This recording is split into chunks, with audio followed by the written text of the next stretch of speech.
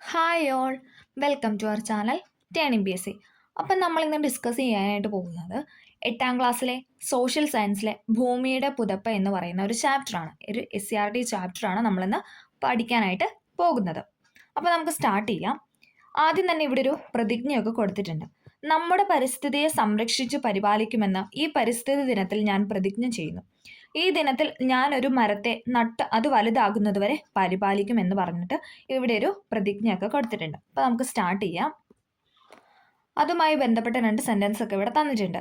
ലോക പരിസ്ഥിതി ദിനത്തിന്റെ ഭാഗമായി സ്കൂൾ അസംബ്ലിയിൽ നിങ്ങൾ ചൊല്ലിയ പ്രതിജ്ഞാ വാക്യങ്ങളാണ് മുകളിൽ നൽകിയിട്ടുള്ളത്. പരിസ്ഥിതി സംരക്ഷണത്തിന്റെ ഭാഗമായി വൃക്ഷത്തെ നടുന്നതിന്റെ യുക്തി എന്തെന്ന് നിങ്ങൾ ചിന്തിച്ചിട്ടുണ്ടോ? ഭൂമിയെ ആവരണം ചെയ്തിരിക്കുന്ന വായുവിന്റെ പുതപ്പാണ് അന്തരീക്ഷം എന്ന് നമ്മൾ പഠിച്ചിട്ടുണ്ട് അല്ലേ? നമ്മൾ പറഞ്ഞായിരുന്നു. എന്താ നമ്മൾ ഭൂമിയെ പറ്റി അല്ല ഭൂമിയുടെ സ്ട്രക്ചർ ഒക്കെ പഠിച്ചപ്പോൾ നമ്മൾ പറഞ്ഞായിരുന്നു, ഭൂമിയെ ആവരണം ചെയ്തിരിക്കുന്ന വായുവിന്റെ പുതപ്പാണ് എന്തെന്ന് പറയുന്നത് അന്തരീക്ഷം എന്ന് പറയുന്നത്. ഇതിൽ ഓക്സിജൻ, കാർബൺ ഡൈ ഓക്സൈഡ് എന്നീ വാതകങ്ങളാണ് ജീവഗൃഹമായി നിലനിർത്തുന്നതിൽ മുഖ്യ പങ്ക് വഹിക്കുന്നത്. എന്തൊക്കെയുണ്ട്? ഓക്സിജൻ ഉണ്ട്, കാർബൺ ഡൈ ഓക്സൈഡ്, ഇതൊക്കെയാണ് ഭൂമിയെ ജീവഗൃഹമായി നിലനിർത്തുന്നതിൽ മുഖ്യ പങ്ക് വഹിക്കുന്നത്. ഈ വാതകങ്ങളുടെ അളവിനെ നിയന്ത്രിക്കുന്നതിൽ സസ്യങ്ങൾക്ക് സുപ്രധാന സ്ഥാനമുണ്ട്. സസ്യങ്ങൾ അവയുടെ വളർച്ചയ്ക്ക് ആവശ്യമായ ഊർജം സംഭരിക്കുന്നത് പ്രകാശ സംശ്ലേഷണത്തിലൂടെയാണ്. ഇതൊക്കെ നമ്മൾ പഠിച്ചതാണ് അല്ലേ? ഇതിലൂടെ സസ്യങ്ങൾ കാർബൺ ഡൈ ഓക്സൈഡ് ആഗിരണം ചെയ്യുകയും അന്തരീക്ഷത്തിലേക്ക് ഓക്സിജൻ പുറന്തള്ളുകയും ചെയ്യുന്നു. മനുഷ്യനും മറ്റു ജീവജാലങ്ങൾക്കും ആവശ്യമായ പ്രാണവായുവിന്റെ അളവ് സന്തുലിതമായി നിലനിർത്തുന്നതിൽ സസ്യങ്ങൾ വഹിക്കുന്ന പങ്ക് ബോധ്യമായില്ലേ? ഓക്സിജൻ, കാർബൺ ഡൈ ഓക്സൈഡ് മുതലായ വാതകങ്ങളെ കൂടാതെ ഏതൊക്കെയാണ് അന്തരീക്ഷത്തിലുള്ളതെന്നും അവയോ ഓരോന്നും എന്തെല്ലാം വിധത്തിൽ പ്രാധാന്യം അർഹിക്കുന്നുവെന്നും നമുക്ക് നോക്കാം എന്നാണ് പറയുന്നത്. ആദ്യം തന്നെ നമ്മൾ പറയുന്നത് അറ്റ്മോസ്ഫറിക് കോമ്പോസിഷൻ അഥവാ അന്തരീക്ഷ സംരചനയാണ്. അന്തരീക്ഷ സംരചന. ഭൂമിക്ക് ചുറ്റും ഒരു പുതപ്പ് പോലെ നിലകൊള്ളുന്ന നമ്മുടെ അന്തരീക്ഷത്തിൽ വാതകങ്ങൾ, ജലാംശം, പൊടിപടലങ്ങൾ എന്നിവ അടങ്ങിയിട്ടുണ്ട്. എന്തൊക്കെയാണ്? ഭൂമിക്ക് ചുറ്റും ഒരു പുതപ്പ് പോലെ, നമ്മൾ പറഞ്ഞു, ഒരു പുതപ്പ് പോലെയാണ് അന്തരീക്ഷം നിൽക്കുന്നത് അല്ലേ? അവിടെ എന്തൊക്കെയുണ്ട്? വാതകങ്ങളുണ്ട്, ജലത്തിന്റെ അംശം ഉണ്ട്, പിന്നെ എന്താണ്? പൊടിപടലങ്ങളുണ്ട്. ഇതെല്ലാം എന്താണ്? ഈ ഭൂമിക്ക് ചുറ്റും ഈ അന്തരീക്ഷത്തിൽ അടങ്ങിയിട്ടുണ്ടെന്നാണ് പറയുന്നത്. ഇവയെ ഭൂമിയോട് ചേർത്ത് നിർത്തുന്ന ഭൂഗുരുത്വമാണ്. ഇതെല്ലാം എന്താണ്? ഭൂമിയോട് ചേർത്ത് നിർത്തുന്നത് ഭൂഗുരുത്വമാണെന്നാണ് പറയുന്നത്. അടുത്ത് നമ്മൾ പറയുന്നത് അന്തരീക്ഷ വാതകങ്ങൾ അഥവാ അറ്റ്മോസ്ഫറിക് ഗ്യാസസ് ആണ്. ഇമ്പോർട്ടൻ്റ് ആണ് അന്തരീക്ഷ വാതകങ്ങൾ.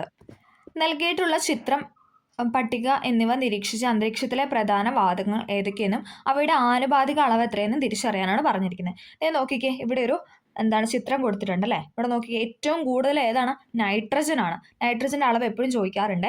ഏറ്റവും കൂടുതലുണ്ട്. ഈ വയലറ്റ് ഷെയ്ഡ് തന്നിരിക്കുന്ന മൊത്തം എന്താണ്? നമ്മുടെ അന്തരീക്ഷത്തിൽ കാണപ്പെടുന്ന നൈട്രജൻ ആണ്. നൈട്രജന്റെ അളവ് എന്ന് പറയുന്നത് 78.8%. 78% എന്താണ്? നൈട്രജൻ ആണ് നമ്മുടെ അന്തരീക്ഷത്തിൽ അടങ്ങിയിട്ടുള്ളത്. അപ്പോൾ ഏറ്റവും കൂടുതലുള്ള വാതകം ഏതാണെന്ന് ചോദിച്ചാൽ ഏതാണ്? നൈട്രജൻ ആണ്. ആ അളവ് കറക്റ്റായിട്ട് പഠിക്കണം. 78.08. ഇനി അത് കഴിഞ്ഞ് രണ്ടാമത് കൂടുതലുള്ള ആരാന്ന് ചോദിച്ചാൽ ഓക്സിജൻ ആണ് അല്ലെ? നമ്മുടെ പ്രാണവായു എന്ന് പറയുന്ന ഓക്സിജൻ ആണ് രണ്ടാമത് കൂടുതലുള്ള. അതിന്റെ അളവ് എത്രയാണ്? 20.95. അപ്പോൾ തന്നെ ഏകദേശം 99 അടുത്തല്ലേ? ആ ഒരു റേഞ്ച് അടുത്ത് വന്നിട്ടുണ്ട്. ഇനി ബാക്കി ഒരു 1 ശതമാനങ്ങളെ മിച്ചമുള്ളൂ അല്ലേ? അതിൽ മൂന്നാമത് വരുന്നത് ആർഗൺ ആണ്. ഈ കാർബൺ ഡൈ ഓക്സൈഡ്, ഈ 4 സ്ഥാനങ്ങൾ എക്സാമിന് ചോദിച്ചിട്ടുണ്ട്. അത് പഠിക്കാൻ പ്രത്യേകം ശ്രദ്ധിക്കുക. ആദ്യം നൈട്രജൻ, ദെൻ ഓക്സിജൻ, മൂന്നാമത് ആർഗൺ, നാലാമത് carbon dioxide. Nitrogen, oxygen, argon, carbon dioxide. ഇതിങ്ങനെ പറഞ്ഞ് പഠിക്കുക. ഇത് എപ്പോഴും ശ്രദ്ധിക്കണം. അന്തരീക്ഷത്തിലാണ് കേട്ടോ. അന്തരീക്ഷത്തിൽ ഏറ്റവും കൂടുതലുള്ള വാതകങ്ങളാണ് ചോദിക്കുന്നത് അല്ലേ? അങ്ങനെ ഭൂമിയിൽ അങ്ങനെ മാറി മാറി ചോദിക്കും. അപ്പം അന്തരീക്ഷത്തിലെ കാര്യമാണ് നമ്മൾ പഠിക്കുന്നത്. അന്തരീക്ഷത്തിൽ ഏറ്റവും കൂടുതലായിട്ടുള്ളത് നൈട്രജൻ, രണ്ടാമത് ഓക്സിജൻ, മൂന്നാമത് ആർഗൺ, നാലാമത് കാർബൺ ഡൈ ഓക്സൈഡ്. ഒന്നും കൂടെ പറയാം: nitrogen, oxygen, argon, carbon dioxide. അതിനുശേഷം ozone, then neon, helium, krypton, hydrogen, xenon എന്നിങ്ങനെ വാതകങ്ങൾ ഉണ്ട്. ഓക്കെ. അപ്പം നൈട്രജൻ അളവെന്ന് പറയുന്നത് 78 എന്നൊക്കെയാണ് എക്സാമിന് എപ്പോഴും ചോദിക്കാറ്. പിന്നെ ഓക്സിജൻ 21 20 ഒക്കെ ചോദിക്കാറുണ്ട്. അത് രണ്ടും ശരിയാണ്. കാരണം 20.95 ഓക്സിജന്റെ അളവെന്ന് പറയുന്നത്. അപ്പോൾ 21 ചോദിച്ചാൽ നമുക്കത് ഉത്തരമായിട്ട് എഴുതാം. ഇനി 20 ഉണ്ടെങ്കിൽ അതായിരിക്കും കറക്റ്റ് എന്ന് പറയുന്നത്. 20.95 കറക്റ്റ് പോയിന്റ് എന്ന് പറയുന്നത്. ഓക്കെ. ആർഗണിൻ്റെ അളവ് ചോദിച്ചാൽ 0.93 ആണ്. 0.93 ആണ് ആർഗണിൻ്റെ അളവ്. ഇനി കാർബൺ ഡൈ ഓക്സൈഡ് 0.037. ആ 4 വര നിങ്ങളൊന്ന് പഠിച്ചിരിക്കാനായിട്ട് ശ്രമിക്കുക. ഓക്കെ. നൈട്രജൻ ആണ് 78, ഓക്സിജൻ ആണ് 20.95, ആർഗൺ ആണെങ്കിൽ 0.93, കാർബൺ ഡൈ ഓക്സൈഡ് 0.03. ഓക്കെ.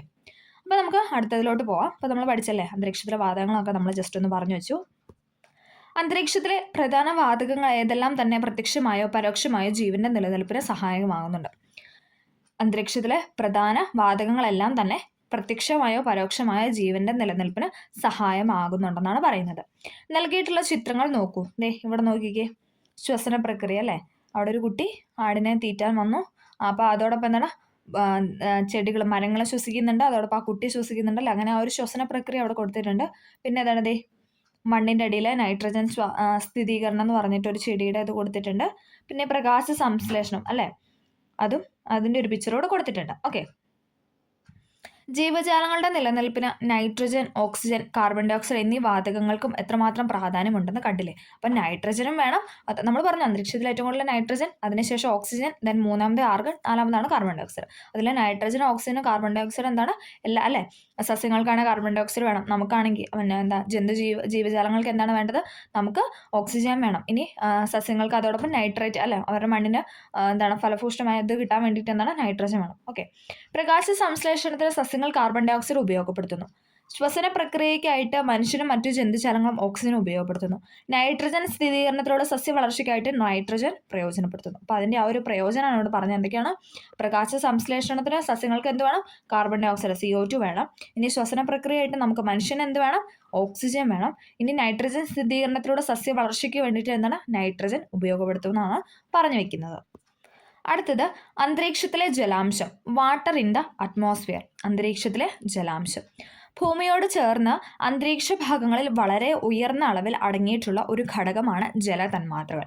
ഭൂമിയോട് ചേർന്ന അന്തരീക്ഷ ഭാഗം അല്ലേ, നമ്മുടെ ഭൂമിയുടെ ഏറ്റവും അടുത്ത് നിൽക്കുന്ന, നമ്മൾ പറഞ്ഞ ട്രോപ്പോസ്ഫിയറിലാണ് അല്ലേ ഏറ്റവും താഴെയുള്ള ലെവൽ പാളി എന്ന് പറഞ്ഞത്. അപ്പോൾ അതിനോടൊക്കെ അടുത്ത് നിൽക്കുന്ന അന്തരീക്ഷ ഭാഗങ്ങളിലാണ് എന്തെന്ന് പറയുന്നത് ജലതന്മാത്രകൾ കൂടുതലായിട്ടും അടങ്ങിയിട്ടുള്ളത്. ബാഷ്പീകരണ പ്രക്രിയയിലൂടെ ജലം നീരാവിയായി അന്തരീക്ഷത്തിൽ എത്തിച്ചേരുന്നുവെന്നും അത് മേഘങ്ങളുടെ രൂപീകരണത്തിനും മഴയ്ക്കും കാരണമാകുമെന്നും നമ്മൾ പഠിച്ചിട്ടുണ്ട് അല്ലേ. ബാഷ്പീകരണ പ്രക്രിയയിലൂടെ, അതായത് ഭൂമിയിൽ നിന്ന് ചൂട് ഏറ്റവും ഉയർന്നു പൊങ്ങുന്ന ആ ബാഷ്പീകരണ പ്രക്രിയയുടെ എന്താണ് ആ ജലം എന്താണ് നീരാവിയായിട്ട് മാറും. അതോടൊപ്പം എന്താണ് ഈ പൊടിപടലങ്ങളും ഇതെല്ലാം ചേർന്നിട്ടാണ് ഇവിടുന്ന് പോകുന്ന അന്തരീക്ഷത്തിലോട്ട് പോകുന്ന പൊടിപടലം ഇതെല്ലാം കൂടെ ചേർന്നിട്ടാണ് മേഘരൂപീകരണം സാധ്യമാകുന്നത്. അതിനുശേഷം എന്താണ് അത് മഴയായിട്ട് വീണ്ടും ഭൂമിയിൽ എത്തുന്നു. ഇതൊക്കെ നമ്മൾ പഠിച്ചതാണ് അല്ലേ. അന്തരീക്ഷത്തിലെ ജലാംശത്തിന്റെ അളവ് എല്ലായിടത്തും എല്ലാ സമയത്തും ഒരുപോലെ അല്ല അല്ലെ. അന്തരീക്ഷത്തിലെ ജലാംശത്തിന്റെ അളവ് എല്ലായിടത്തും ഒരുപോലെയാണോ? അല്ല അല്ലെ. അന്തരീക്ഷത്തിലെ ജലത്തിന്റെ അളവിനെ സ്വാധീനിക്കുന്ന ഘടകങ്ങൾ ഏതൊക്കെയാണെന്ന് നമുക്കൊന്ന് നോക്കാം. ഉയർന്ന താപനിലയിലുള്ള പ്രദേശങ്ങളിൽ ബാഷ്പീകരണ തോത് കൂടുതലായിരിക്കും അല്ലേ. ഉയർന്ന നല്ല ചൂടുള്ള പ്രദേശങ്ങൾക്കൊക്കെ എന്താണ് അവിടെ നല്ല ചൂടായിട്ട് എന്താണ് ബാഷ്പീകരണം സംഭവിക്കും അല്ലേ. ബാഷ്പീകരണം കൂടുതലായിരിക്കും. ഇവിടങ്ങളിലെ അന്തരീക്ഷത്തിൽ ജലാംശം കൂടുതലായിട്ട് കാണുന്നു. ഉപരിതല ജലസ്രോതസ്സുകളായ സമുദ്രങ്ങൾ, നദികൾ, മറ്റു ജലാശയങ്ങൾ എന്നിവയുടെ അടുത്തുള്ള അന്തരീക്ഷ ഭാഗങ്ങളിൽ ജലാംശം കൂടുതലായിരിക്കും. പിന്നെന്താണ് ഉപരിതല ജലസ്രോതസ്സുകളായ സമുദ്രം, നദികൾ, പിന്നെന്താണ് മറ്റു ജലാശയങ്ങൾ അല്ലെ, കുളങ്ങൾ, അങ്ങനെയൊക്കെ ഉള്ളിടത്ത് എന്തായിരിക്കും അവിടുത്തെ അന്തരീക്ഷ ഭാഗങ്ങളിൽ എന്താണ് ജലാംശം കൂടുതലായിരിക്കും എന്നാണ് പറയുന്നത്. അടുത്തത് നമ്മൾ പറയുന്നത് പൊടിപടലങ്ങൾ, ഡസ്റ്റ് പാർട്ടിക്കിൾസ് എന്നാണ്. ഡസ്റ്റ് പാർട്ടിക്കിൾസ് വാതകങ്ങൾ, ജലതന്മാത്രകൾ എന്നിവയ്ക്ക് പുറമെ പൊടിപടലങ്ങളും അന്തരീക്ഷത്തിന്റെ ഭാഗമാണ്. നമ്മൾ പറഞ്ഞായിരുന്നല്ലേ എന്താണ് പൊടിപടലങ്ങളോ എല്ലാം ചേരുന്നതാണ് എന്ത് പറയുന്നത് അന്തരീക്ഷം എന്ന് പറയുന്നത്. വായുവും വിവിധ വാതകങ്ങളും ഈ പൊടിപടലങ്ങളും ഇതൊക്കെ ചേരുന്നതാണ് നമ്മുടെ അന്തരീക്ഷം എന്ന് പറയുന്നത്. അപ്പോൾ എന്താണ് ഈ പൊടിപടലങ്ങളും അതിൻ്റെ ഒരു പ്രധാന ഭാഗം തന്നെയാണ്. ഏതൊക്കെ മാർഗങ്ങളിലൂടെയാണ് മുഖ്യമായും പൊടിപടലങ്ങൾ അന്തരീക്ഷത്തിൽ എത്തിച്ചേരുന്നതെന്ന് നോക്കാനാണ് പറയുന്നത്. നമുക്കൊന്ന് നോക്കാം. കാറ്റിലൂടെ ഭൂമിയിൽ നിന്ന് ഉയർത്തപ്പെടുന്ന അല്ലെ. നമുക്കറിയാം കാറ്റിങ്ങനെ വന്ന് നല്ല വീശി അടിക്കുമ്പോൾ എന്താണ് ഭയങ്കരമായിട്ട് പൊടിയൊക്കെ പറന്ന് അല്ലെ, അതെന്താണ് നേരെ അന്തരീക്ഷത്തിലോട്ടാണ് പോകുന്നത്. അഗ്നിപർവ്വതങ്ങളിലൂടെ പുറത്തു വരുന്നവ അല്ലെ, അഗ്നിപർവ്വത സ്ഫോടനങ്ങളിലൂടെയൊക്കെ എന്താണ് പുറത്ത് വരുന്നവയും എന്താണ് പൊടിപടലങ്ങളിൽ പെടുന്നവയാണ്. ഉൽക്കകൾ കത്തുന്നതിലൂടെ ഉണ്ടാകുന്ന ചാരം അല്ലെ, ഉൽക്കകളൊക്കെ കത്തി ചാരമായി പോകുന്നു. ആ ചാരം എന്താണ് അന്തരീക്ഷത്തിലേക്ക് പോകുന്നു. അതൊക്കെ എന്താണ് ഈ നമ്മുടെ പൊടിപടലങ്ങളിൽ പെടുന്ന കാര്യങ്ങളാണ്. അതെല്ലാം എങ്ങോട്ടാണ് പോകുന്നത്? അന്തരീക്ഷത്തിലേക്കാണ് ഉയർന്നു പോകുന്നത്. അന്തരീക്ഷത്തിലെ നേർത്ത പൊടിപടലങ്ങളെ കേന്ദ്രീകരിച്ച് ഘനീകരണ പ്രക്രിയ കൂടുതലായി നടക്കുന്നതായി നിങ്ങൾ പഠിച്ചിട്ടുണ്ടല്ലോ. അന്തരീക്ഷത്തിലെ നേർത്ത പൊടിപടലങ്ങൾ മേഘരൂപീകരണത്തിൽ സഹായിക്കുന്നതിനാൽ ഇവയെ ഘനീകരണ മർമ്മം അഥവാ കണ്ടൻസേഷൻ ന്യൂക്ലിയ എന്ന് വിശേഷിപ്പിക്കാറുണ്ട്. ഒന്നും കൂടെ പറയാം. അന്തരീക്ഷത്തിലെ നേർത്ത പൊടിപടലങ്ങൾ അല്ലെ, നമ്മൾ പറഞ്ഞു പൊടിപടലങ്ങളും ഇതെല്ലാം പിന്നെ എന്താണ് നീരാവി ഇതെല്ലാം ചേർന്നിട്ടാണ് മേഘരൂപീകരണം നടക്കുന്നത്. ദെൻ എന്താണത് മഴയായിട്ട് നമ്മുടെ ഭൂമിയിലേക്ക് പതിക്കുന്നു എന്ന് പറഞ്ഞു. അന്തരീക്ഷത്തിലെ നേർത്ത പൊടിപടലങ്ങൾ മേഘരൂപീകരണത്തെ സഹായിക്കുന്നതിന് ഇവയെ ഘനീകരണ മർമ്മം അഥവാ കണ്ടൻസേഷൻ ന്യൂക്ലിയ എന്ന് വിശേഷിപ്പിക്കാറുണ്ടെന്നാണ് പറയുന്നത്. ഭൗമ ഉപരിതലത്തിൽ നിന്ന് 10,000-ഓളം കിലോമീറ്റർ ഉയരം വരെ അന്തരീക്ഷത്തിന് സാന്നിധ്യമുണ്ട്. എന്താണ് ഭൗമ ഉപരിതലത്തിൽ നിന്ന് 10,000-ഓളം കിലോമീറ്റർ ഉയരം വരെ അന്തരീക്ഷത്തിന്റെ സാന്നിധ്യമുണ്ട്. എന്നാൽ ആകെ അന്തരീക്ഷ വായുവിന്റെ 97% സ്ഥിതി ചെയ്യുന്നത് ഭൗമ ഉപരിതലത്തിൽ നിന്ന് ഏകദേശം 29 കിലോമീറ്റർ ഉയരം വരെയാണെന്ന് കണക്കാക്കപ്പെടുന്നു. ഒന്നും കൂടെ പറയാം. ഭൗമ ഉപരിതലത്തിൽ നിന്ന് 10,000-ഓളം കിലോമീറ്റർ ഉയരം വരെ എന്താണ് അന്തരീക്ഷമുണ്ട്. 10,000, അതായത് നമ്മുടെ ഭൂമിയിൽ നിന്ന് മുകളിലോട്ടുള്ള 10,000 കിലോമീറ്റർ വരെ എന്താണ് നമുക്ക് അന്തരീക്ഷം വ്യാപിച്ചു കിടക്കുന്നു എന്നാണ് പറയുന്നത്. പക്ഷേ ആ അന്തരീക്ഷത്തിലുള്ള വായുവിന്റെ 97% എവിടെയാണ് കാണപ്പെടുന്നതെന്ന് ചോദിച്ചാൽ ഏകദേശം 29 കിലോമീറ്റർ. 10,000-ഓളം കിലോമീറ്റർ ഉണ്ട്, പക്ഷേ ഏകദേശം 29 കിലോമീറ്റർ വരെയാണ് എന്തെന്ന് പറഞ്ഞാൽ അന്തരീക്ഷ വായുവിന്റെ സാന്നിധ്യമുള്ളതെന്ന് പറയുന്നത്. ഉയരം കൂടുന്തോറും വാതകങ്ങളുടെ അളവ് കുറഞ്ഞു വരുന്നു. റിപ്പീറ്റ് ചെയ്യുന്ന ക്വസ്റ്റ്യൻ ആണ്. ഉയരം കൂടുന്തോറും വാതകങ്ങളുടെ അളവ് കുറയുന്നു, കൂടുന്നു, മാറ്റമില്ല എന്നൊക്കെ പറഞ്ഞിട്ട് ഓപ്ഷൻ തരാറുണ്ട്. ഉയരം കൂടുന്തോറും വാതകങ്ങളുടെ അളവ് കുറഞ്ഞു വരുന്നു. അടുത്തത് ഹരിതഗൃഹമാകുന്ന അന്തരീക്ഷം. ഹരിതഗൃഹമാകുന്ന അന്തരീക്ഷം. ശൈത്യമേഖലാ രാജ്യങ്ങളിൽ കെട്ടിടങ്ങൾ നിർമ്മിക്കുമ്പോൾ സ്ഫടികം കൂടുതലായി ഉപയോഗിക്കാറുണ്ട്. ഇതെന്താണെന്ന് അറിയാമോ? സ്ഫടികതലങ്ങൾക്ക് സൗരോർജ്ജത്തെ അഥവാ സൗരതാപനത്തെ ഉള്ളിലേക്ക് കടത്തിവിടാനും ഭൗമവികിരണത്തെ തടഞ്ഞു നിർത്താനും കഴിവുണ്ട്. എന്താണ്? സ്ഫടികതലങ്ങൾക്ക് സൗരോർജ്ജത്തെ ഉള്ളിലേക്ക് കടത്തിവിടാനും അതോടൊപ്പം ഭൂമിയുടെ വികിരണത്തെ എന്താണ് തടഞ്ഞു നിർത്താനുള്ള കഴിവുണ്ട്. ഇത്തരത്തിൽ കെട്ടിടങ്ങൾക്കുള്ളിൽ താപം കുറയാതെ നിലനിർത്താനാകുന്നു. സ്ഫടികത്തിന്റെ ഈ ഗുണസവിശേഷത്തെ ശൈത്യരാജ്യങ്ങൾ കാർഷിക മേഖലയിൽ എങ്ങനെയാണ് പ്രയോജനപ്പെടുത്തുകയെന്ന് ചിത്രത്തിൽ നിന്ന് മനസ്സിലാക്കാനാണ് പറഞ്ഞിരിക്കുന്നത്. ഇതുണ്ടോ? ഇതാണ് ആ സ്ഫടിക രൂപത്തിൽ കൊടുത്തിരിക്കുന്നത്. ഇവിടെ എന്താണ് പറഞ്ഞത്? സൗരോർജ്ജത്തെ ഉള്ളിലേക്ക് കടത്തിവിടാനും അതോടൊപ്പം എന്താണ് ഭൗമവികിരണത്തെ തടഞ്ഞു നിർത്താനുള്ള കഴിവ് ഈ സ്ഫടിക രൂപത്തിനുണ്ട്. അതുകൊണ്ട് തന്നെ എന്താണ് കൃഷി കാര്യങ്ങളൊക്കെ ചെയ്യാനായിട്ട് അവരത് പ്രയോജനപ്പെടുത്താറുണ്ടെന്നാണ് പറയുന്നത്. ഭൗമവികിരണത്തെ തടഞ്ഞു നിർത്തി സസ്യവളർച്ചയ്ക്ക് ആവശ്യമായ താപം ഉള്ളിൽ നിലനിർത്താൻ ഇത്തരം നിർമ്മിതികൾ കൊണ്ട് കഴിയുന്നു. അതിനാൽ ഇവയെ ഹരിതഗൃഹങ്ങൾ അഥവാ ഗ്രീൻ ഹൗസസ് എന്നാണ് വിളിക്കുന്നത്. അന്തരീക്ഷത്തിൽ അടങ്ങിയിട്ടുള്ള ചില വാതകങ്ങൾക്കും സൗരതാപനത്തെ കടത്തിവിടാനും ഭൗമവികിരണത്തെ ആഗിരണം ചെയ്യാനും കഴിവുണ്ട്.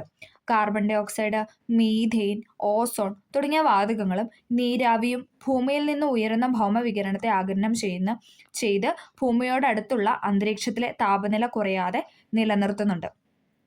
എന്തൊക്കെയാണ്? Carbon dioxide, methane, ozone തുടങ്ങിയ വാതകങ്ങളും നീരാവിയും ഭൂമിയിൽ നിന്ന് ഉയരുന്ന ഭൗമവികിരണത്തെ ആഗിരണം ചെയ്ത് ഭൂമിയോടടുത്തുള്ള അന്തരീക്ഷത്തിലെ താപനില കുറയാതെ നിലനിർത്തുന്നു. ഈ പ്രതിഭാസത്തെ ഹരിതഗൃഹ പ്രഭാവം എന്നും, അതായത് ഗ്രീൻ ഹൗസ് എഫക്റ്റ് എന്നും, ഇതിന് കാരണമാകുന്ന വാതകങ്ങളെ ഹരിതഗൃഹ വാതകങ്ങൾ അഥവാ ഗ്രീൻ ഹൗസ് ഗ്യാസസ് എന്നുമാണ് പറയുന്നത്. ഒന്നും കൂടെ പറയാം. Carbon dioxide, methane, ozone തുടങ്ങിയ വാതകങ്ങളും നീരാവിയും ഭൂമിയിൽ നിന്ന് ഉയരുന്ന ഭൗമവികിരണത്തെ ആഗിരണം ചെയ്ത് ഭൂമിയോടടുത്തുള്ള അന്തരീക്ഷത്തിലെ താപനില കുറയാതെ നിലനിർത്തും. ഭൂമിയുടെ അടുത്തുള്ള അന്തരീക്ഷത്തിലെ താപനില എന്താണ്? അവർ കുറയാതെ അത് നിലനിർത്തുന്നു. ഈ പ്രതിഭാസത്തെ നമ്മൾ ഹരിതഗൃഹ പ്രഭാവം അഥവാ ഗ്രീൻ ഹൗസ് എഫക്റ്റ് എന്നും, ഇതിന് കാരണമാകുന്ന ചില വാതകങ്ങളുണ്ടല്ലോ, ചില ഗേഷ്യസ് ഫോമിലുള്ള വാതകങ്ങളാണ്, അതിനെ നമ്മൾ എന്താ പറയുന്നത്? ഹരിതഗൃഹ വാതകങ്ങൾ അഥവാ ഗ്രീൻ ഹൗസ് ഗ്യാസസ് എന്നുമാണ് പറയുന്നത്. അന്തരീക്ഷത്തിലെ ഹരിതഗൃഹ പ്രവാഹം ജീവന്റെ നിലനിൽപ്പിന് അനിവാര്യമാണെങ്കിലും ഹരിതഗൃഹ വാതകങ്ങളിൽ ഉണ്ടാകുന്ന ക്രമാതീതമായ വർധനവ് അന്തരീക്ഷ താപനില വർദ്ധിക്കുന്നതിന് കാരണമാകുന്നു. അന്തരീക്ഷത്തിലെ ഹരിതഗൃഹ പ്രവാഹം ജീവന്റെ നിലനിൽപ്പിന് അനിവാര്യമാണ്. പക്ഷെ എന്താണ്? അത് ആ വാതകങ്ങൾ കൂടുമ്പോൾ എന്താണ്? അന്തരീക്ഷ താപനില കൂടാനായിട്ട്, അതായത് വർദ്ധിക്കാനായിട്ട് കാരണമാകുന്നു എന്നാണ് പറയുന്നത്. മനുഷ്യന്റെ ചില ഇടപെടലുകളിലൂടെയാണ് ഹരിതഗൃഹ വാതകങ്ങൾ കൂടുതലായും അന്തരീക്ഷത്തിൽ എത്തിച്ചേരുന്നത്. അല്ലെ? മനുഷ്യന്റെ ചില ഇടപെടലുകളിലൂടെയാണ് എന്തെന്ന് പറയുന്നത്? ഹരിതഗൃഹ വാതകങ്ങൾ കൂടുതലായിട്ടും അന്തരീക്ഷത്തിൽ എത്തിച്ചേരുന്നതെന്നാണ് പറയുന്നത്. എന്തൊക്കെയാണ് ഹരിതഗൃഹ വാതകങ്ങളുടെ സ്രോതസ്സുകൾ എന്ന് നിങ്ങൾക്കറിയാമോ? അഗ്നിപർവ്വത സ്ഫോടനം, ജൈവ വസ്തുക്കളുടെ ജീർണനം തുടങ്ങിയ സ്വാഭാവിക മാർഗങ്ങളിലൂടെയും ധാതു ഇന്ധനങ്ങൾ കത്തിക്കൽ, മരം മുറിക്കൽ തുടങ്ങിയ പ്രവർത്തനങ്ങളിലൂടെയും ഹരിതഗൃഹ വാതകങ്ങൾ അന്തരീക്ഷത്തിൽ എത്തുന്നു. എന്തൊക്കെയാണ്? അഗ്നിപർവ്വത സ്ഫോടനം, ജൈവ വസ്തുക്കളുടെ ജീർണനം തുടങ്ങിയവ സ്വാഭാവിക മാർഗങ്ങളിലൂടെയും, പിന്നെന്താണ്? ധാതു ഇന്ധനങ്ങൾ കത്തിക്കല്, പിന്നെ മരം മുറിക്കല് തുടങ്ങിയ പ്രവർത്തനങ്ങളിലൂടെയും ഹരിതഗൃഹ വാതകങ്ങൾ അന്തരീക്ഷത്തിൽ എത്തുന്നു. വർദ്ധിച്ച തോതിൽ ഹരിതഗൃഹ വാതകങ്ങൾ അന്തരീക്ഷത്തിൽ എത്തിച്ചേരുന്നതിന് കാരണമായ ചില പ്രവർത്തനങ്ങളാണ് ചിത്രത്തിൽ കൊടുത്തിരിക്കുന്നത്. നമുക്കൊന്ന് നോക്കാം. നോക്കിക്കേ, അല്ലെ? പുക ഉയർന്ന, അല്ലെ, കളർ വ്യത്യാസമുള്ള പുക ഉയർന്നു പോകുന്നു. പിന്നെ എന്താണ്? മരം മുറിക്കുന്നു. പിന്നെ എന്താണ് വാഹനങ്ങളുടെ പുക, അല്ലെ? ഇതൊക്കെ എന്താണ്? പൊല്യൂഷന് കാരണമാകുന്നു. മേൽപ്പറഞ്ഞ തരത്തിൽ സ്വതന്ത്രമാക്കപ്പെടുന്ന ഹരിതഗൃഹ വാതകങ്ങളിൽ ഏറ്റവും കൂടുതലുള്ളത് കാർബൺ ഡൈ ഓക്സൈഡ് ആണ്. അല്ലെ? ഹരിതഗൃഹ വാതകമാണ് കാർബൺ ഡൈ ഓക്സൈഡ് എന്ന് പറയുന്നത്. അതിൽ ഏറ്റവും കൂടുതലായിട്ട് പോകുന്ന ഇതിൽ നിന്നൊക്കെ കൂടുതലായിട്ടും എന്താണ്? അന്തരീക്ഷത്തിലേക്ക് പോകുന്നതാണ് കാർബൺ ഡൈ ഓക്സൈഡ് എന്ന് പറയുന്നത്. മാറുന്ന അന്തരീക്ഷ സ്ഥിതി. വ്യവസായവൽക്കരണം, നഗരവൽക്കരണം തുടങ്ങിയ അതിവേഗത്തിലുള്ള അന്തരീക്ഷ മാറ്റങ്ങൾക്ക് കാരണമാകുന്നു. വ്യവസായവൽക്കരണം, നഗരവൽക്കരണം തുടങ്ങിയവ എന്താണ്? അതിവേഗത്തിലുള്ള അന്തരീക്ഷ മാറ്റങ്ങൾക്ക് കാരണമാകുന്നു. പ്രതിവർഷം 6000 metric ton carbon dioxide ഇത്തരത്തിൽ അന്തരീക്ഷത്തിലേക്ക് തള്ളിവിടുന്നതായാണ് കണക്കെന്ന് പറയുന്നത്. എന്താണ്? ഒരു വർഷം 6000 metric ton carbon dioxide ആണ് അന്തരീക്ഷത്തിലേക്ക് ഉയർന്നു പോകുന്നതെന്നാണ് പറയുന്നത്. 20ാം നൂറ്റാണ്ടിൽ ഹരിതഗൃഹവാതകങ്ങളുടെ അളവിലുണ്ടായ ക്രമാതീതമായ വർധനവ് അന്തരീക്ഷത്തിന്റെ ശരാശരി താപനിലയിൽ 0.4 ഡിഗ്രി സെൽഷ്യസ് വർധനവ് ഉണ്ടാക്കിയിട്ടുള്ളതായി പഠനങ്ങൾ തെളിയിക്കുന്നു. 20ാം നൂറ്റാണ്ടിൽ ഹരിതഗൃഹവാതകങ്ങളുടെ അളവിലുണ്ടായ ക്രമാതീതമായ വർധനവ് അന്തരീക്ഷത്തിന്റെ ശരാശരി താപനിലയിൽ 0.4 ഡിഗ്രി സെൽഷ്യസ് വർധനവ് ഉണ്ടാക്കിയിട്ടുള്ളതായിട്ട് പഠനങ്ങൾ തെളിയിക്കുന്നു. ഹരിതഗൃഹവാതകങ്ങളിലൂടെ അന്തരീക്ഷ താപനിലയിൽ ഉണ്ടാകുന്ന വർധനവിനെ ആഗോള താപനം അഥവാ ഗ്ലോബൽ വാർമിംഗ് എന്ന് വിശേഷിപ്പിക്കുന്നു. അന്തരീക്ഷ താപനിലയിൽ ഉണ്ടാകുന്ന വർധനവിനെ ആഗോള താപനം എന്നാണ് വിശേഷിപ്പിക്കുന്നത്. ആഗോള താപനം ഭൂമിയിലെ ജീവജാലങ്ങളുടെ നിലനിൽപ്പിന് ഭീഷണിയാണ്. അതെങ്ങനെയാണെന്ന് നോക്കാനാണ് പറയുന്നത്.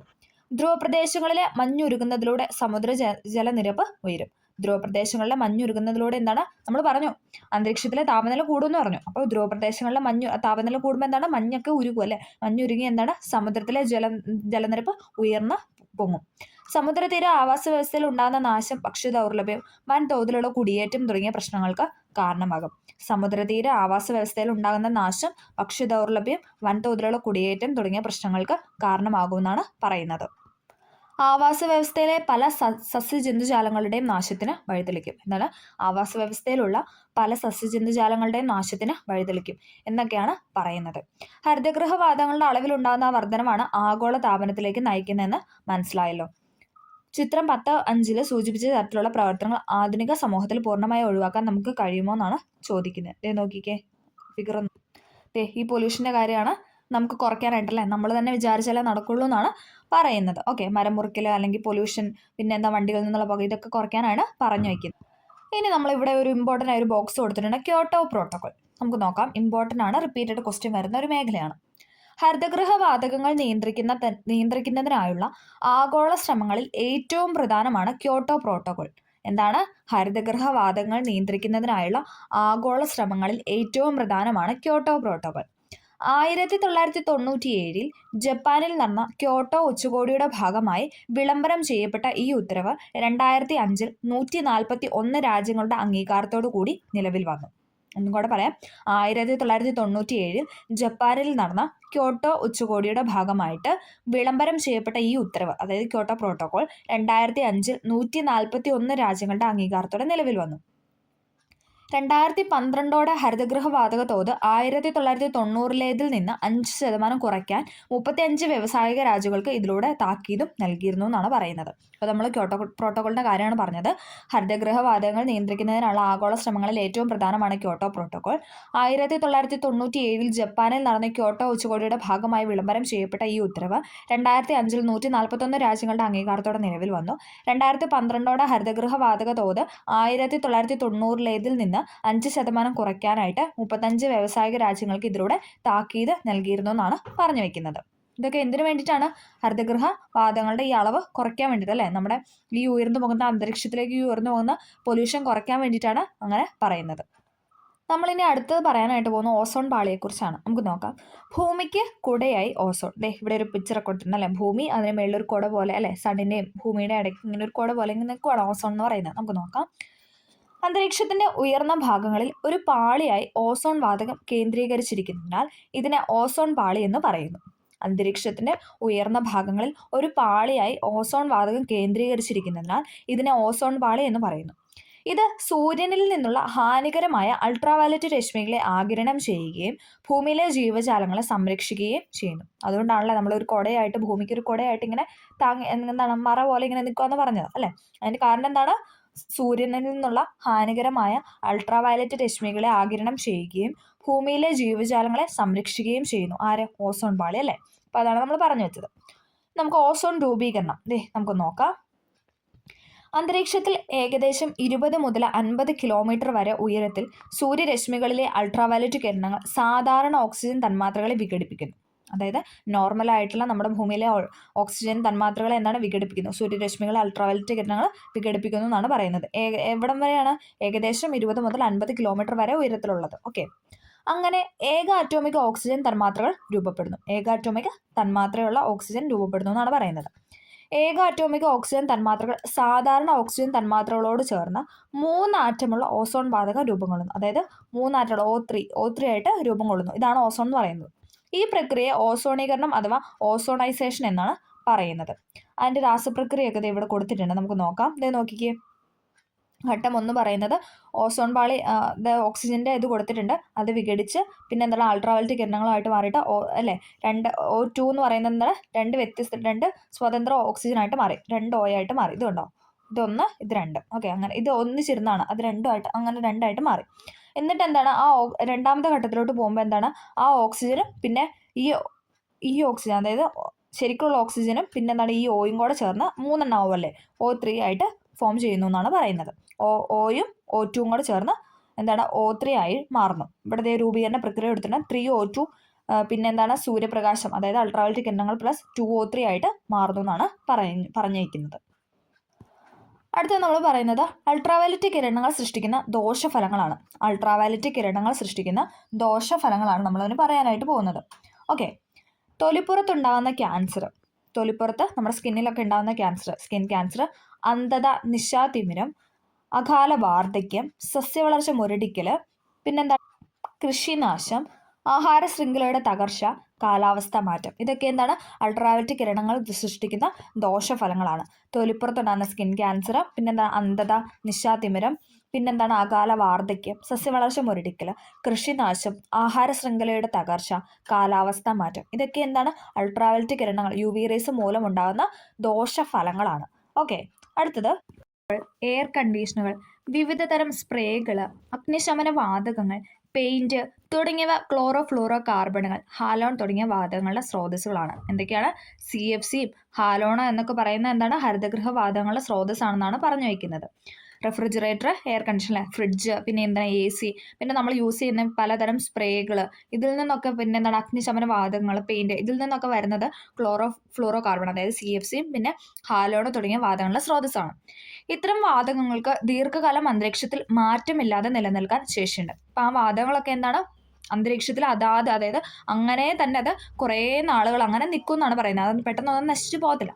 ഉയർന്ന വിതാനങ്ങളിലേക്ക് എത്തുന്ന ഈ വാതകങ്ങൾ സൂര്യനിൽ നിന്നുള്ള അൾട്രാവയലറ്റ് കിരണങ്ങൾ വിഘടിച്ച് ക്ലോറിൻ, ബ്രോമിൻ തുടങ്ങിയ വാതകങ്ങളായിട്ട് മാറ്റപ്പെടുന്നു. അതങ്ങനെ നമ്മൾ പറഞ്ഞു അന്തരീക്ഷത്തിൽ അതിങ്ങനെ കുറേ നാൾ നിലനിൽക്കും. അങ്ങനെ എന്താണ് അത് സൂര്യൻ്റെ അൾട്രാവയലറ്റ് കിരണങ്ങൾ വിഘടിച്ച് അൾട്രാവയലറ്റ് റേസ് ഏറ്റ കാര്യങ്ങളൊക്കെ, അതായത് CFC ഒക്കെ എന്താണ് അതിങ്ങനെ വിഘടിക്കും. എങ്ങനെയാണ്? ക്ലോറിനെ, ബ്രോമിനെ തുടങ്ങിയ വാതകങ്ങളായിട്ട് മാറ്റപ്പെടുന്നു. ഓരോ ക്ലോറിൻ ആറ്റത്തിലും 100,000-ഓളം ഓസോൺ തന്മാത്രകളെ വിഘടിപ്പിക്കാൻ ശേഷിയുള്ളതായി കണക്കാക്കുന്നു. അപ്പം നമ്മൾ പറഞ്ഞു ഭൂമിയുടെ ഒരു കുട പോലെ ഇങ്ങനെ സംരക്ഷിച്ച് നിർത്തുന്നതാണ് നമ്മുടെ ഓസോൺ പാളി എന്ന് പറഞ്ഞത്. അപ്പം എന്താണ് ഓരോ ക്ലോറിൻ ആറ്റത്തിനും 100,000-ഓളം ഓസോൺ തന്മാത്രകൾ എന്താണ് വിഘടിപ്പിക്കാൻ ശേഷിയുള്ളതായിട്ടാണ് കണക്കാക്കപ്പെടുന്നത്. ബ്രോമിനാകട്ടെ ഇതിൻ്റെ 40 മടങ്ങും. അപ്പോൾ ഒന്ന് ഓർത്ത് നോക്കിക്കേ, ക്ലോറിൻ 100,000-ഓളം ഓസോണിന് കളയുന്നത്, പക്ഷേ അതേസമയം ബ്രോമിനാണെങ്കിൽ അതിൻ്റെ 40 മടങ്ങാന്ന് പറയുന്നത്. അപ്പോൾ അല്ലേ ഓസോൺ പാളി ശരിക്കും നശിച്ച് പോകുമെന്നാണ് അത് പറഞ്ഞു വയ്ക്കുന്നത്. ഇപ്രകാരം അന്തരീക്ഷത്തിലെ ഓസോൺ പാളിയിൽ ഉണ്ടാകുന്ന ശോഷണത്തെയാണ് ഓസോൺ സുഷിരം അഥവാ ഓസോൺ ഹോൾ എന്ന് പറയുന്നത്. അല്ലെ നമ്മൾ പറയണ്ട ഓസോൺ പാളിക്ക് വിള്ളലേറ്റു എന്നൊക്കെ നമ്മൾ ന്യൂസിലൊക്കെ കാണാറുണ്ട്. അതിൻ്റെ കാരണം എന്താണ്? ഇതുപോലെ ക്ലോറിനും ബ്രോമിനൊക്കെ ആയിട്ട് വിഘടിച്ച് നമ്മുടെ ഓസോൺ പാളിയെ നശിപ്പിച്ചുകൊണ്ടിരിക്കുകയാണ്. അതുകൊണ്ടാണ് അതിനെ എന്തെന്ന് പറയുന്നത് ഓസോൺ ശോഷണം അഥവാ ഓസോൺ ഹോൾ എന്ന് പറയുന്നത്. അപ്പോൾ എല്ലാവർക്കും ക്ലിയർ ആയെന്ന് പ്രതീക്ഷിക്കുന്നു. അടുത്ത നമ്മൾ പറയാൻ പോകുന്നത് മോൺട്രിയൽ പ്രോട്ടോക്കോളാണ്. നമ്മൾ ആദ്യം ക്യോട്ടോ പ്രോട്ടോക്കോളെ പറ്റി പറഞ്ഞായിരുന്നു അല്ലേ. നമ്മൾ പറയാനായിട്ട് പോകുന്നത് മോൺട്രിയൽ പ്രോട്ടോക്കോളാണ്. ഓസോൺ ശോഷണത്തിന് കാരണമാകുന്ന നിരവധി ഉൽപ്പന്നങ്ങളെ ഘട്ടം ഘട്ടമായി നിരോധിക്കുന്നതിനായുള്ള അന്താരാഷ്ട്ര ഉടമ്പടിയാണ് മോൺട്രിയൽ പ്രോട്ടോക്കോൾ. ഓസോൺ ശോഷണത്തിന് കാരണമാകുന്ന നിരവധി ഉൽപ്പന്നങ്ങളെ ഘട്ടം ഘട്ടമായി നിരോധിക്കാനായിട്ടുള്ള അന്താരാഷ്ട്ര ഇന്റർനാഷണൽ ലെവലിലുള്ള ഒരു ഉടമ്പടിയാണ് ഇതെന്ന് പറയുന്ന മോൺട്രിയൽ പ്രോട്ടോക്കോൾ എന്ന് പറയുന്നത്. ഓസോൺ പാളിയുടെ സംരക്ഷണത്തിനായി 1987 വിയന്നയിൽ നടന്ന ഉച്ചകോടിയുടെ ഭാഗമായാണ് ഈ മോൺട്രിയൽ പ്രോട്ടോക്കോൾ ഉടമ്പടി വന്നത്. 1987 വിയന്നയിൽ നടന്ന ഉച്ചകോടിയുടെ ഭാഗമായിട്ടാണ് മോൺട്രിയൽ പ്രോട്ടോക്കോൾ ഉടമ്പടി വന്നത്. ഈ ഉടമ്പടിയുടെ നടപ്പിലാക്കലിലൂടെ അന്റാർട്ടിക് മുകളിലെ ഓസോൺ പാളിയുടെ ശോഷണം കുറയുന്നതായിട്ട് തെളിഞ്ഞിട്ടുണ്ട്. അപ്പം ഇങ്ങനെ ഈ ഒരു പ്രോട്ടോക്കോൾ വഴി എന്താണ് നടപ്പിലാക്കി അല്ലേ, എല്ലായിടത്തും നടപ്പിലാക്കി വരുന്നതിൻ്റെ ഫലമായിട്ട് അന്റാർട്ടിക്കിൻ്റെ മുകളിലുള്ള ഓസോൺ പാളിയുടെ ശോഷണം എന്തായിട്ട് കുറയുന്നതായിട്ട് തെളിഞ്ഞു വരുന്നുണ്ടെന്നാണ് പറയുന്നത്. ഓക്കെ, അപ്പോൾ ഓസോൺ പാളി അല്ലെങ്കിൽ ഓസോണിൻ്റെ ശോഷണം മൂലം വരുന്ന പ്രോട്ടോക്കോളാണ് ഇതെന്ന് പറഞ്ഞ മോൺട്രിയൽ പ്രോട്ടോക്കോൾ എന്ന് കറക്റ്റായിട്ട് പഠിക്കുക. അടുത്ത നമ്മൾ പറയുന്നത് ഓസോൺ പാളി സംരക്ഷിക്കാൻ. ഓസോൺ സംരക്ഷണത്തിന്റെ ആവശ്യകത സംബന്ധിച്ച് അവബോധം ജനിപ്പിക്കാനും ഓസോൺ ശോഷണത്തിന് കാരണമായേക്കാവുന്ന ഉൽപ്പന്നങ്ങളുടെ ഉപയോഗം നിയന്ത്രിക്കാനുമായി എല്ലാ വർഷവും സെപ്റ്റംബർ 16 ലോക ഓസോൺ ദിനമായിട്ട് ആചരിച്ചു വരുന്നു. റിപ്പീറ്റഡ് ക്വസ്റ്റ്യൻ ആണ്, SCRT ഉള്ളതുകൊണ്ട് തന്നെ ഈ ഡേറ്റ് എപ്പോഴും ചോദിക്കുന്നതാണ്. ഓസോൺ ഡേറ്റ് എപ്പോഴാണ്, മാത്സിന് തന്നെ ചോദിക്കാറുണ്ട്. ഈ സെപ്റ്റംബർ 16 എന്നൊക്കെ പറയുന്ന ഏത് ദിവസമാണെന്നൊക്കെ പറഞ്ഞ് കലണ്ടർ റിലേറ്റഡ് ക്വസ്റ്റ്യൻ വരെ ചോദിക്കാറുണ്ട്. അപ്പം എന്താണ്, സെപ്റ്റംബർ 16 ഓസോൺ ദിനമായിട്ട് പഠിച്ചു വയ്ക്കുക. ഓസോൺ ദിനമായിട്ട് ആചരിക്കുന്നത് സെപ്റ്റംബർ 16 ആണ്. അന്തരീക്ഷ സംരചനയിലെ സവിശേഷതകളെക്കുറിച്ചും അതിലെ വിവിധ ഘടകങ്ങളുടെ പ്രാധാന്യത്തെക്കുറിച്ചും ബോധ്യമായല്ലോ. സംരചനകൾ ഉണ്ടെന്ന പോലെ തന്നെ സവിശേഷമായ ഘടന കൊണ്ടും നമ്മുടെ അന്തരീക്ഷം ജീവജാലങ്ങൾക്ക് മേൽ നിർണായക സ്വാധീനം ചെലുത്തുന്നു. ഇനി നമ്മൾ അടുത്ത പറയാനായിട്ട് പോകുന്നത് അന്തരീക്ഷ ഘടനയാണ്. ഭൗമ ഉപരിതലത്തിൽ നിന്ന് ഏകദേശം 90 കിലോമീറ്റർ ഉയരം വരെ വാതക സംരചന ഏറെക്കുറെ ഒരുപോലെയാണ്. ഭൂമിയുടെ ഉപരിതലത്തിൽ നിന്ന് ഏകദേശം 90 കിലോമീറ്റർ വരെ എന്താണ് വാതക സംരചന എന്ന് പറയുന്നത് ഏറെക്കുറെ ഒരേപോലെയാണ്. അന്തരീക്ഷത്തിന് ഈ ഭാഗത്തെ ഹോമോസ്ഫിയർ എന്ന് പറയുന്നു. ഹോമോസ്ഫിയർ എന്നാണ് നമ്മൾ വിളിക്കുന്നത്. അതിന് മുകളിലേക്ക് വാതക സംരചനയിൽ ഐക്യ രൂപമില്ല, അതായത് എല്ലാം ഒരുപോലെ അല്ല എന്നാണ് പറയുന്നത്. അതിനാൽ 90 കിലോമീറ്ററിന് മുകളിലായി സ്ഥിതി ചെയ്യുന്ന അന്തരീക്ഷ ഭാഗത്തെ ഹെട്രോസ്ഫിയർ എന്ന് വിളിക്കുന്നു. അതായത് നമ്മൾ ഹോമോസ്ഫിയർ എന്ന് പറയുന്നത് എവിടെയാണ്, ഭൗമോപരിതലത്തിൽ നിന്ന് ഏകദേശം 90 കിലോമീറ്റർ വരെ എന്താണ് വാതക സംരചന എന്ന് പറയുന്നത് ഏകദേശം ഒരേപോലെയാണെന്ന് പറഞ്ഞു. ആ ഭാഗത്തെയാണ്, അല്ലെങ്കിൽ ആ ഭാഗത്തെ ആ ഒരു പാളി നമ്മൾ പറയുന്നതാണ് ഹോമോസ്ഫിയർ എന്ന് പറയുന്നു. ഇനി അതിൻ്റെ മുകളിലോട്ട് പോകുന്തോറും എന്താണ്, 90 കിലോമീറ്ററിന് മുകളിലോട്ട് പോകുന്തോറും അങ്ങനെ ഒരേപോലെ അല്ല, വാതക സംരചന എന്ന് പറയുന്നത് ഒരേപോലെ അല്ല, ഐക്യരൂപമില്ല. അതുകൊണ്ട് തന്നെ അതിനെ നമ്മൾ പറയുന്നത് ഹെഡ്രോസ്ഫിയർ എന്നാണ്. വിവിധ ഉയരങ്ങളിലെ താപത്തിനനുസരിച്ച് അന്തരീക്ഷത്തെ വിവിധ മണ്ഡലങ്ങളായിട്ട് തരംതിരിച്ചിരിക്കുന്നു. പ്രധാന അന്തരീക്ഷ മണ്ഡലങ്ങൾ ഏതൊക്കെയെന്നും ഭൗമ ഉപരിതലത്തിൽ നിന്ന് മുകളിലേക്ക് താപനിലയിൽ ഉണ്ടാകുന്ന മാറ്റങ്ങൾ എങ്ങനെയാണെന്നും ചിത്രം നിരീക്ഷിച്ച് കണ്ടെത്താനാണ് പറഞ്ഞിരിക്കുന്നത്. ഇത് നോക്കിക്കേ, ഓരോരോ part, troposphere, stratosphere, mesosphere, thermosphere എല്ലാം തന്നിട്ടുണ്ടല്ലേ. അതിൻ്റെ ആ ഒരു വാതക സംരചനയാണ് കൊടുത്തിരിക്കുന്നത് അല്ലേ. എല്ലാം ഒരുപോലെയാണോ അല്ലേ, വ്യത്യസ്തപ്പെട്ടിരിക്കുകയാണല്ലേ, അതാണ് ആ പിക്ചറിൽ തന്നിരിക്കുന്നത്. ഓക്കെ, ഓരോ അന്തരീക്ഷ മണ്ഡലത്തിനും തനതായ ചില സവിശേഷതകളുണ്ട്. അത് എന്തൊക്കെയാണെന്നും ഓരോ മണ്ഡലവും നമുക്ക് എത്രത്തോളം പ്രയോജനപ്രദമെന്നും കണ്ടു നോക്കാനാണ് പറയുന്നത്. അപ്പോൾ നമുക്കിനി ഓരോരോ മണ്ഡലങ്ങളായിട്ട് പഠിക്കാം. ആദ്യം നമ്മൾ പഠിക്കാനായിട്ട് പോകുന്നത് ഇമ്പോർട്ടൻ്റ് ആയതാണ് ട്രോപ്പോസ്ഫിയർ. അല്ല, എല്ലാവർക്കും അറിയാം, എപ്പോഴും അന്തരീക്ഷപാളിയുമായിട്ടൊരു ക്വസ്റ്റ്യൻ വരുന്നതാണ്. അതുകൊണ്ട് അത് കറക്റ്റായിട്ട് പഠിക്കാം. നമ്മൾ ആദ്യം പറയുന്നത് ട്രോപ്പോസ്ഫിയർ. ഭൂമിയോട് ചേർന്ന് സ്ഥിതി ചെയ്യുന്ന ഈ അന്തരീക്ഷ മണ്ഡലം ഏകദേശം 13 കിലോമീറ്റർ ഉയരം വരെ വ്യാപിച്ചിരിക്കുന്നു. എന്താണ്, ഭൂമിയോട് ചേർന്നാണല്ലേ കാണപ്പെടുന്നത്. ഏകദേശം എത്ര കിലോമീറ്റർ ആണ്, 13 കിലോമീറ്റർ വരെയാണ് വ്യാപിച്ച് കിടക്കുന്നതെന്ന് പറയുന്നത്. മധ്യരേഖാ പ്രദേശത്ത് വായു ചൂട് പിടിച്ച ഉയരങ്ങളിലേക്ക് വ്യാപിക്കുന്നതിനാൽ ഇവിടെ ട്രോപ്പോസ്ഫിയറിന് കൂടുതൽ ഉയരമുണ്ട്. മധ്യരേഖാ പ്രദേശത്ത് എന്താണ്, വായു ചൂട് പിടിച്ച ഉയരങ്ങളിലേക്ക് പോകും അല്ലേ. വായു നമ്മുടെ ഇവിടെയുള്ള വായു ഓക്സിജൻ എന്താണ്, ചൂട് പിടിച്ച ഉയരങ്ങളിലേക്ക് വ്യാപിക്കും. അതുകൊണ്ട് തന്നെ ഇവിടെ ട്രോപ്പോസ്ഫിയറിന് കൂടുതൽ ഉയരമുണ്ടെന്നാണ് പറയുന്നത്, 18 കിലോമീറ്റർ വരെ. മേഘരൂപീകരണം, മഴ, മഞ്ഞ്, കാറ്റ്, ഇടിമിന്നൽ തുടങ്ങിയ അന്തരീക്ഷ പ്രതിഭാസങ്ങളെല്ലാം നടക്കുന്നത് ഏത് മണ്ഡലത്തിൽ നിന്നാണ് എപ്പോഴും ചോദിക്കുന്നതാണ്. എവിടെയാണ്, ട്രോപ്പോസ്ഫിയറിലാണ്. മേഘരൂപീകരണം, മഴ, മഞ്ഞ്, കാറ്റ്, ഇടിമിന്നൽ തുടങ്ങിയ അന്തരീക്ഷ പ്രതിഭാസങ്ങളെല്ലാം സംഭവിക്കുന്നത് ട്രോപ്പോസ്ഫിയർ മണ്ഡലത്തിലാണ്. ട്രോപ്പോസ്ഫിയറിൽ ഇത് അടുത്ത ഇമ്പോർട്ടൻ്റ് ആണ്.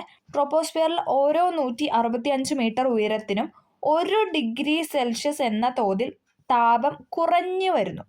താപം എന്താണ്, കുറഞ്ഞാണ് വരുന്നത്. പഠിച്ചിരിക്കുക, റിപ്പീറ്റഡ് ക്വസ്റ്റ്യൻ ആണ്. ട്രോപ്പോസ്ഫിയറിൽ ഓരോ 165 മീറ്റർ ഉയരത്തിനും 1 ഡിഗ്രി സെൽഷ്യസ് എന്ന തോതിൽ താപം കുറഞ്ഞു വരുന്നു. ഇതിനെ ക്രമമായ താപനഷ്ട നിരക്ക് അല്ലെ, ക്രമമായിട്ട്, കാരണം എന്താണെന്ന് വെച്ചാൽ ഓരോ 165 മീറ്റർ ഉയരത്തിലോട്ട് നമ്മൾ പോകുന്ന അനുസരിച്ച് 1 ഡിഗ്രി സെൽഷ്യസ് കുറഞ്ഞു വരുന്നു. അപ്പോൾ ക്രമമായ താപനിരക്കാണ്. ഓരോ 165 കറക്റ്റായിട്ട് 1 ഡിഗ്രി തന്നെയാണ് കുറയുന്നത്. അല്ലാണ്ട് അടുത്ത് 165 ആകുമ്പോൾ 2 ഡിഗ്രി അല്ല പിന്നെ 3 അങ്ങനെയൊന്നുമല്ല. എല്ലാ 165 ഓരോ 165 മീറ്റർ ഉയരത്തിലോട്ട് നമ്മൾ പോകുന്ന അനുസരിച്ച് 1 ഡിഗ്രി സെൽഷ്യസ് കുറഞ്ഞു വരുന്നു. അവിടെ ഒരു ക്രമമായ നിരക്കാണ് നഷ്ടപ്പെടുന്നത്.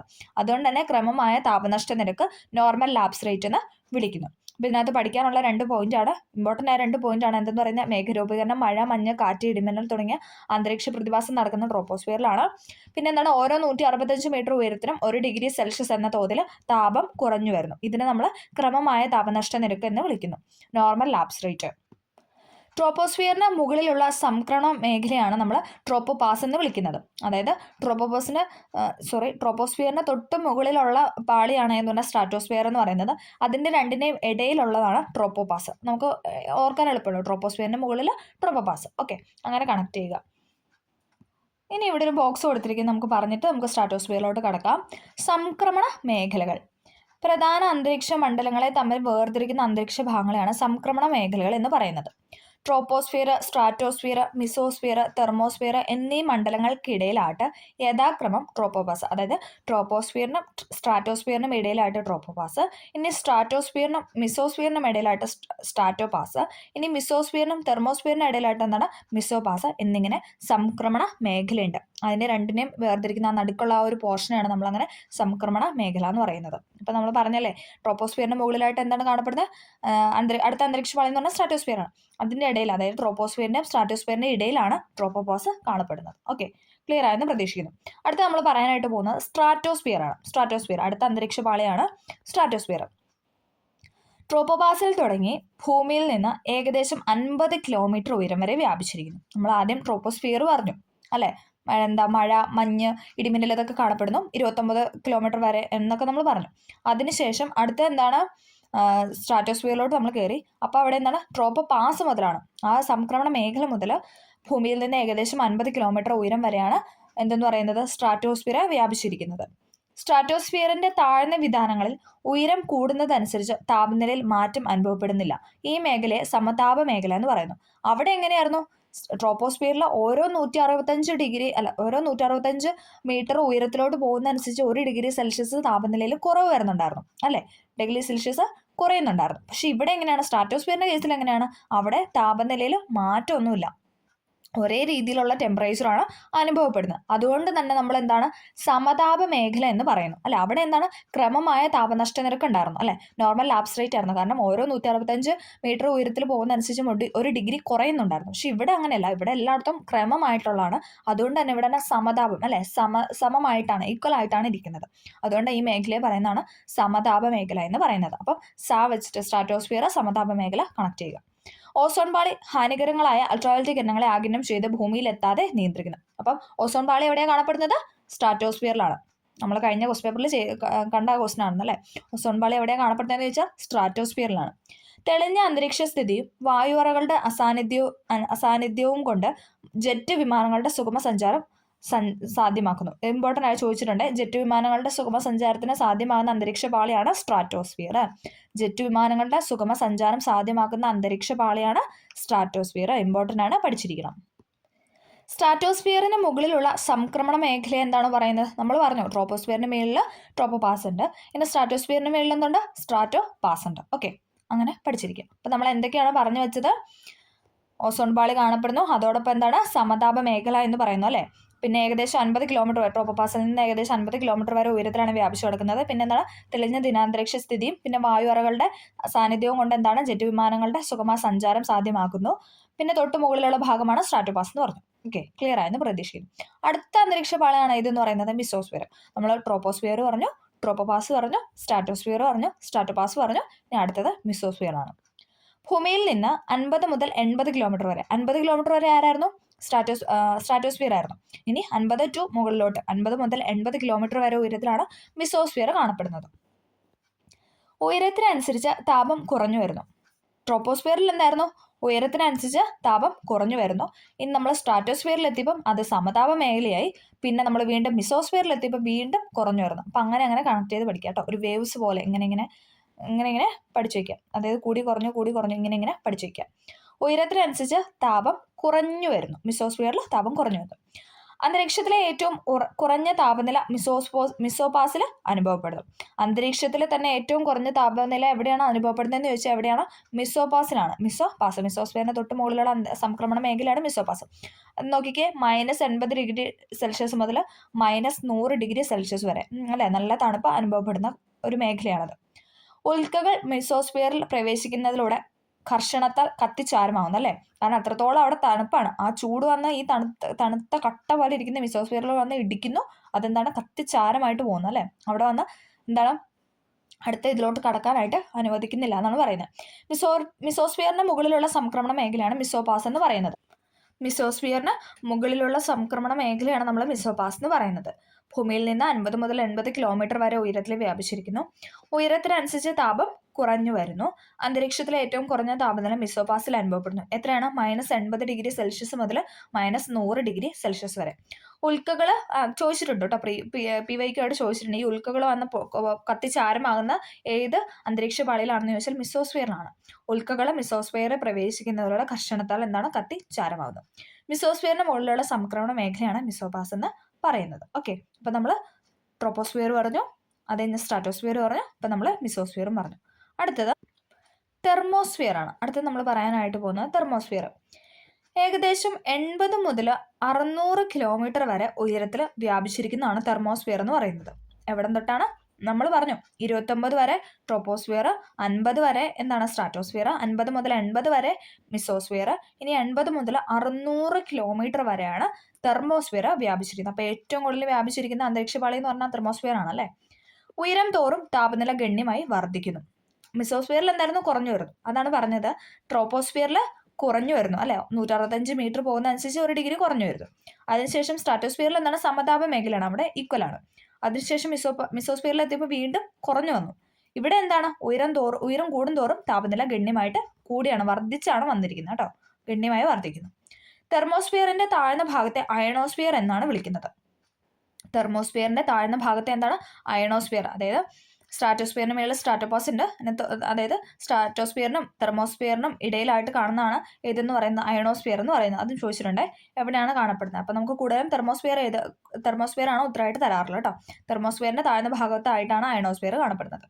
അയണോസ്ഫിയർ റേഡിയോ പരിപാടികളുടെ ദീർഘദൂര പ്രക്ഷേപണം സാധ്യമാക്കുന്നു. ഇത് റിപ്പീറ്റഡ് ക്വസ്റ്റ്യൻ ആണ്. അയണോസ്ഫിയർ എന്താ ചെയ്യണമെന്ന് ചോദിച്ചാൽ റേഡിയോ പരിപാടികളുടെ ദീർഘദൂര പ്രക്ഷേപണം സാധ്യമാക്കുന്നു. അത് എവിടെയാണെന്ന് ചോദിക്കാറുണ്ട്.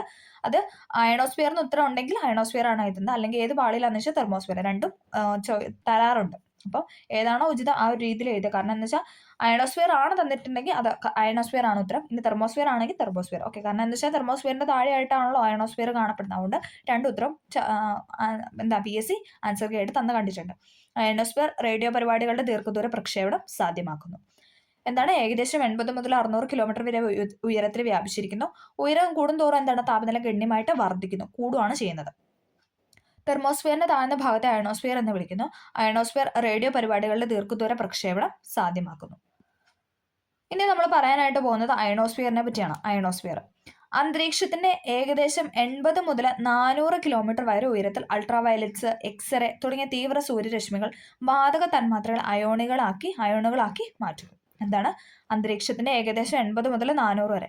80 മുതൽ 600 വരെയാണ് ഏതെന്ന് പറയുന്നത്? തെർമോസ്ഫിയർ കാണപ്പെടുന്നത്. അതിൽ ഏകദേശം 400 കിലോമീറ്റർ വരെ ഉയരത്തിൽ അൾട്രാവയലറ്റും പിന്നെ എക്സ്റേ റേസും തുടങ്ങിയ തീവ്ര സൂര്യരശ്മികൾ വാതക തന്മാത്രകൾ അയണുകളായിട്ട് മാറ്റുന്നു. ഈ പ്രക്രിയ അയോണീകരണം എന്നും ഈ മണ്ഡലത്തെ അയണോസ്ഫിയർ എന്നും വിളിക്കുന്നു. അപ്പോൾ ആ പ്രക്രിയ നടക്കുന്നതിന് നമ്മൾ അയോണീകരണം എന്നും ഇനി ആ മണ്ഡലത്തെ നമ്മൾ പറയുന്നതാണ് അയണോസ്ഫിയർ എന്നും. അയോണുകൾക്ക് വൈദ്യുതിയെ കടത്തിവിടാൻ കഴിയും. അയോണുകൾക്ക് എന്താണ്? വൈദ്യുതിയെ, ഇലക്ട്രിസിറ്റി കടത്തിവിടാനായിട്ട് സാധിക്കും. റേഡിയോ തരംഗങ്ങൾ വൈദ്യുത കാന്തിക തരംഗങ്ങളായതിനാൽ ഈ മേഖല റേഡിയോ തരംഗങ്ങളുടെ ദീർഘദൂര പ്രക്ഷേപണം സാധ്യമാക്കുന്നു. അയോണുകൾക്ക് വൈദ്യുതിയെ കടത്തിവിടാൻ കഴിയും. അതുകൊണ്ട് തന്നെ റേഡിയോ തരംഗങ്ങൾ വൈദ്യുത കാന്തിക തരംഗങ്ങളായതിനാൽ ഈ മേഖല റേഡിയോ തരംഗങ്ങളുടെ ദീർഘദൂര പ്രക്ഷേപണം സാധ്യമാക്കുന്നു എന്നാണ് പറയുന്നത്. അപ്പം നമ്മൾ അയണോസ്ഫിയറിനെ പറ്റിയാണ് പറഞ്ഞത് അല്ലേ. നമ്മളെല്ലാ അന്തരീക്ഷ പാളിയെ പറ്റിയും പറഞ്ഞു. ട്രോപ്പോസ്ഫിയർ, പിന്നെന്താണ് സ്ട്രാറ്റോസ്ഫിയർ, ദെൻ മിസോസ്ഫിയർ, തെർമോസ്ഫിയർ. തെർമോസ്ഫിയറിന് തൊട്ട് താഴെയായിട്ടാണ് അയണോസ്ഫിയർ കാണപ്പെടുന്നത്. അയണോസ്ഫിയറിന്റെ കാര്യങ്ങളൊക്കെ നമ്മൾ പറഞ്ഞു വെച്ചു. അപ്പം നമ്മൾ ഭൂമിയുടെ പുതപ്പായ അന്തരീക്ഷത്തിനെ പറ്റിയുള്ള ഇമ്പോർട്ടൻ്റ് ആയ കാര്യങ്ങളാണ് നമ്മൾ ഈ ചാപ്റ്ററിനകത്ത് ഡിസ്കസ് ചെയ്തത്. അന്തരീക്ഷവുമായി ബന്ധപ്പെട്ട വാതകങ്ങളും പിന്നെന്താണ് അന്തരീക്ഷത്തിലോട്ട് പോകുന്ന ഓരോ പ്രോട്ടോക്കോളും, ക്യോട്ടോ പ്രോട്ടോക്കോളും മോൺട്രിയൽ പ്രോട്ടോക്കോളും ഇതൊക്കെ നമ്മൾ പറഞ്ഞു. പിന്നെന്താണ് നമ്മൾ ഓസോൺ പാളിയെക്കുറിച്ച് പറഞ്ഞു. പിന്നെ അന്തരീക്ഷത്തിലുള്ള വാതകങ്ങൾ ഏറ്റവും കൂടുതൽ നൈട്രജൻ ആണ്, അതിനുശേഷം oxygen, then argon, then carbon dioxide, ഇതൊക്കെ നമ്മൾ പറഞ്ഞു. അതിൻ്റെ അളവൊക്കെ കറക്റ്റായിട്ട് പഠിക്കാനായിട്ട് ശ്രമിക്കുക. പിന്നെ നമ്മൾ അന്തരീക്ഷ മണ്ഡലങ്ങൾ ഓരോ പാളികൾ നമ്മൾ പറഞ്ഞു അല്ലേ, ട്രോപ്പോസ്ഫിയർ, സ്ട്രാറ്റോസ്ഫിയർ, മെസോസ്ഫിയർ, തെർമോസ്ഫിയർ അല്ലേ, ഇതെല്ലാം നമ്മൾ പറഞ്ഞു. അതിൻ്റെ ഇമ്പോർട്ടൻസും റിപ്പീറ്റ് ചെയ്ത ക്വസ്റ്റ്യൻസും എല്ലാം നമ്മൾ പറഞ്ഞു. എല്ലാം എല്ലാവർക്കും ക്ലിയർ ആയെന്ന് പ്രതീക്ഷിക്കുന്നു. എന്തെങ്കിലും ഡൗട്ടോ കാര്യങ്ങളോ ഉണ്ടെങ്കിൽ കമൻ്റായിട്ട് രേഖപ്പെടുത്തുക.